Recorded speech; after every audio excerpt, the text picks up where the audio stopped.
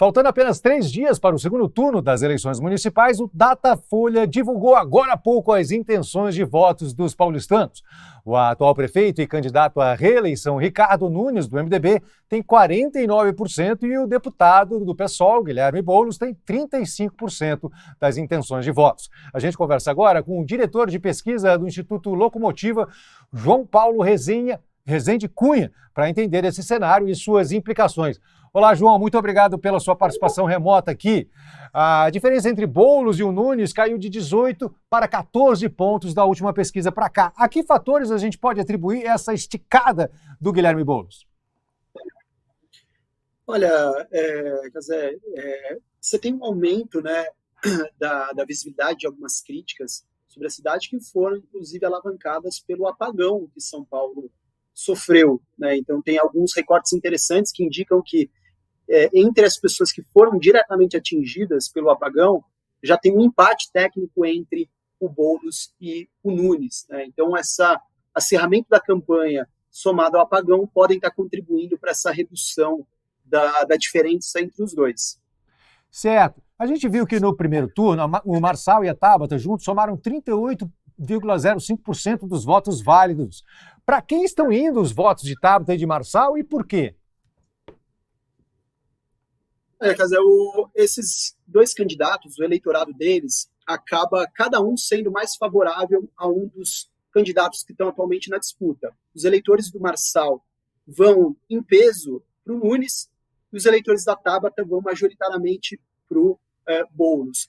O problema é que o eleitorado do Marçal foi bem maior do que o eleitorado da Tabata, né? Cerca de 3 vezes maior, e também ele tem ido com uma proporção maior para o Nunes do que o eleitorado da Tabata tem ido para o Boulos.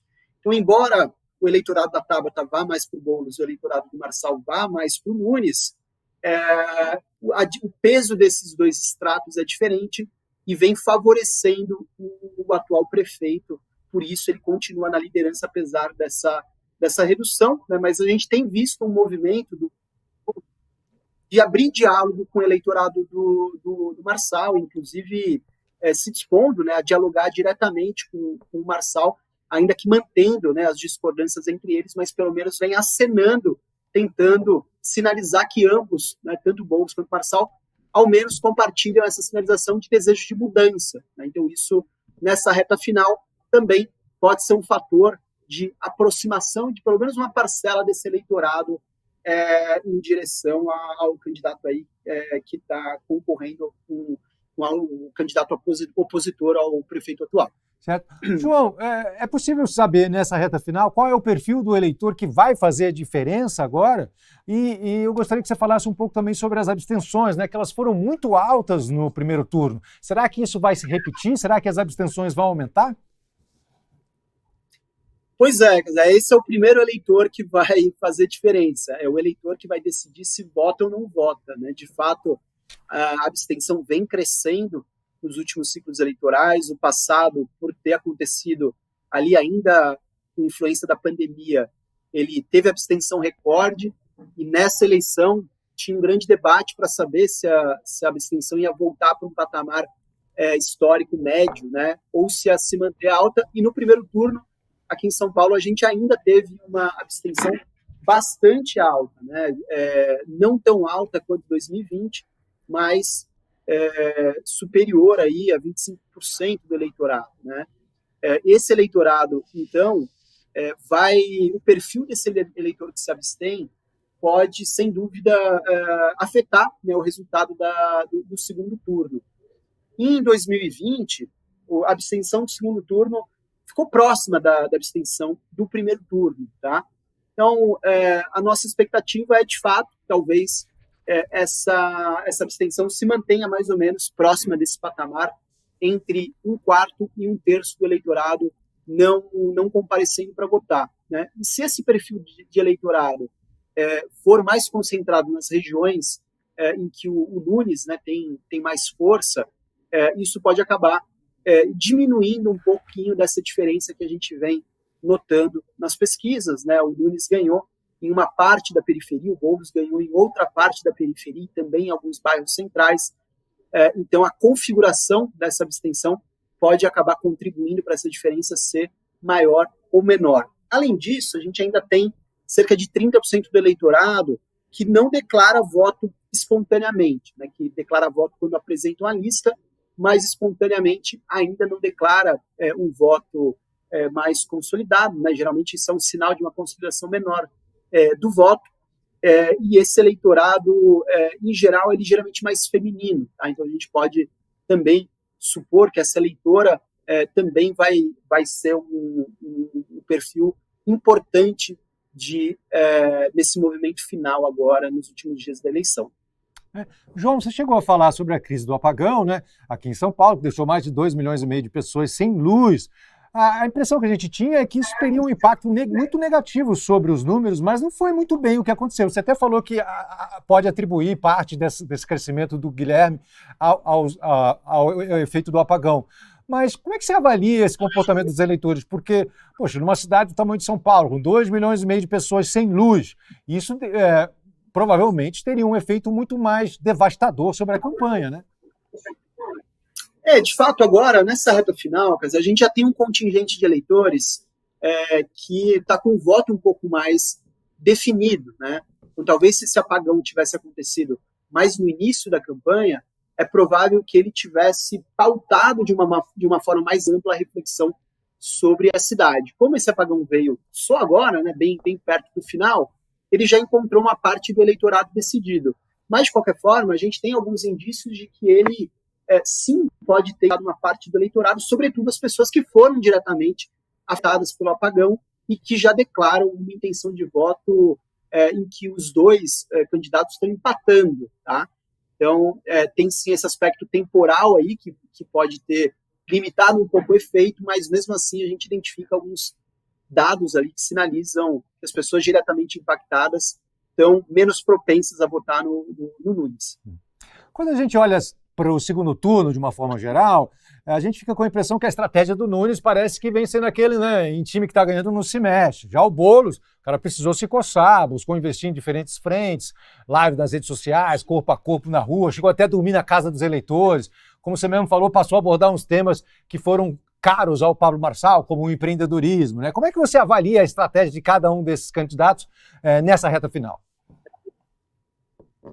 Olha, a gente pode dizer que a estratégia é racional, né, do ponto de vista do cenário que os números indicam para a gente. Então, o atual prefeito, a gente tem que lembrar que a campanha dele foi muito impactada pela ascensão do Marçal no primeiro turno, né? Então, ele estava preparado ali para fazer uma campanha mostrando as realizações e atacando o Boulos, e ele teve que ajustar a rota e começar a atacar o Marçal no primeiro turno, porque ele ficou muito perto de perder, né, essa vaga no segundo turno, pensando nesse eleitorado mais conservador que migrou em peso para o Marçal e depois, por uma diferença pequena, acabou voltando para ele, garantindo a posição no segundo turno, né? E agora, no segundo turno, aí sim o Nunes vem fazendo uma campanha de ataque mais direto ao Boulos, que ele acabou não tendo espaço para fazer no primeiro turno por ter que focar as baterias contra o Marçal, né?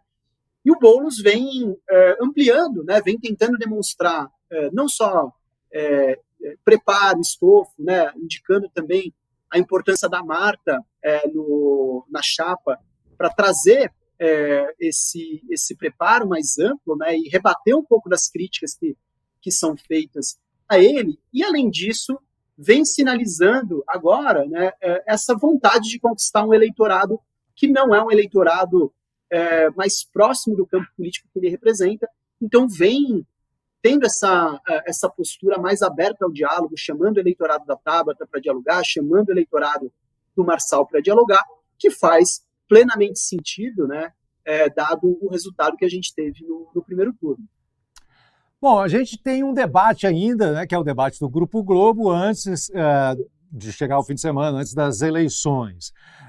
A gente viu que no Datafolha a diferença caiu para 14 pontos, mas ontem estava bem animado assim, o pessoal da campanha do Boulos, porque a pesquisa que foi revelada ontem, a diferença era de 9 pontos, mais ou menos, né? O que a gente pode esperar desse debate? Qual vai ser a estratégia dos candidatos? E você acha que ainda existe chance do Boulos dar aquele sprint final e eventualmente virar o jogo? O que a gente tem visto, Casé, é que o Boulos realmente tem se saído melhor do que o Nunes nos debates, né? Durante o primeiro turno, a gente pode dizer que os debates, por algum momento, por um período de tempo, foram negativos para os dois, justamente por conta da postura do Marçal, né? Sobretudo no começo da campanha, e aquela postura ali mais agressiva do Marçal, que pegou todo mundo desprevenido, inclusive os dois principais candidatos, né? Mas com a saída do Marçal, depois do primeiro turno, e com a ausência de participação dele, o que a gente notou é o Nunes numa postura mais defensiva, né? E muitas vezes sem conseguir ter uma performance mais enfática, né? Sem conseguir responder parte das críticas, e o Boulos conseguindo justamente colocar o prefeito na defensiva em temas como apagão, em temas como a ausência, né, de algumas realizações que o Boulos aponta como relevantes. Até por isso, o Nunes passou a tomar a decisão de faltar em alguns debates. No caso do debate da Globo, é uma ausência que poderia causar bastante prejuízo para ele também, por isso ele vai. Mas, dado o desempenho dos candidatos nos últimos debates, a gente pode sim supor, né, que o Boulos tem mais a ganhar com o debate do que o Nunes, e isso pode fazer algum efeito aí sobre esse eleitorado que não está completamente convencido, sobre essa parcela do eleitorado que ainda deixa para decidir em cima da hora. Tá certo. Muito obrigado, João, pela sua participação aqui, pelos seus insights. Foi um prazer. Um abraço. Tchau, tchau. Abraço.